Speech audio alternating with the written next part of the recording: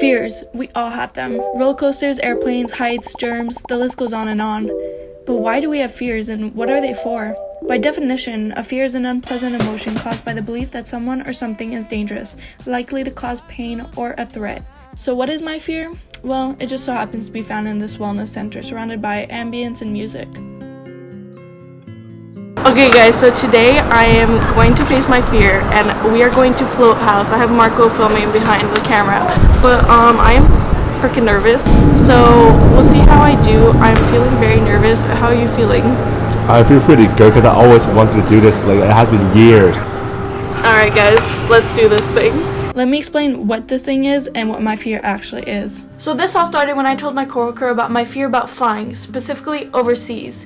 So yes, I do have a fear of flying, but this is not what we're doing today. So the reason I hate flying overseas is because I'm scared of the plane crashing and then it sinking with me and it's still alive and the water rising and me not being able to breathe.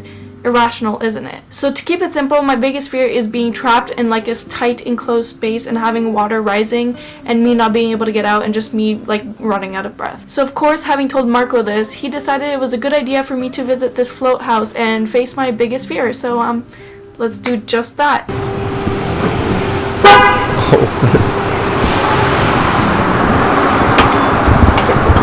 So for people who don't know what floating is, it's essentially a type of meditation or therapy that's good for the mind, soul, and body.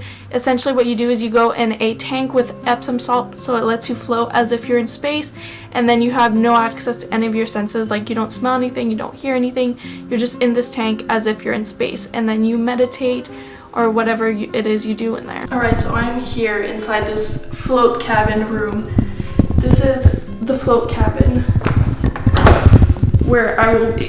Well, that freaks me out. Okay, alright, so I'm here inside the float cabin room. How am I feeling? I'm very nervous. When I'm doing the float cabin, which is less intense than the float tank, I'm out of breath because I'm nervous. My hands are like shaking.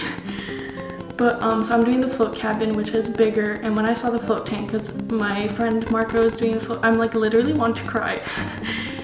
My friend is doing the float tank, and when I saw that thing, I teared up. I almost cried. So I have to shower and then get in there and have about an hour in the float tank. So yeah, I'll see you guys on the other side and tell you how I feel. I'm so nervous. I'm sorry.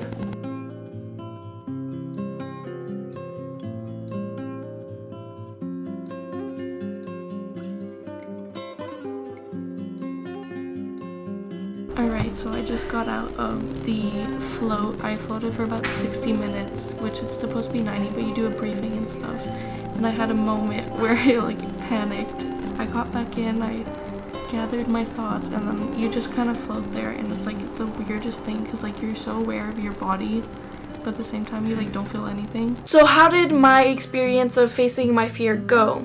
Well, as you can see in the clip before this, I was beyond nervous and my hands were shaking, and my hands shake normally, but they were shaking 10 times more, and I was on the verge of crying. When I first saw the tank, he showed us the tank. I didn't end up doing the tank myself because I ran out of time before I left Vancouver, but he showed us the tank because that's what my friend did, and I almost started crying when I saw it. The experience itself was very interesting. So in the one I had, there's a light you can turn on. So I got in, I sat, I looked at the tank, then I turned the light off and I started floating.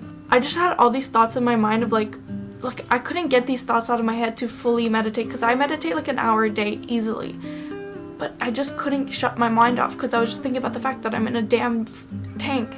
And to add to that, I don't know if there was a malfunction with the tank, but there was water spraying out at me. I don't know if it's my mind, but when that water was spraying out at me, all I could think of was, oh my god, they're gonna fill this tank with water, lock me in, and I'm going to die. So I had a moment of panic because I got a tear of salt water because it's Epsom salt.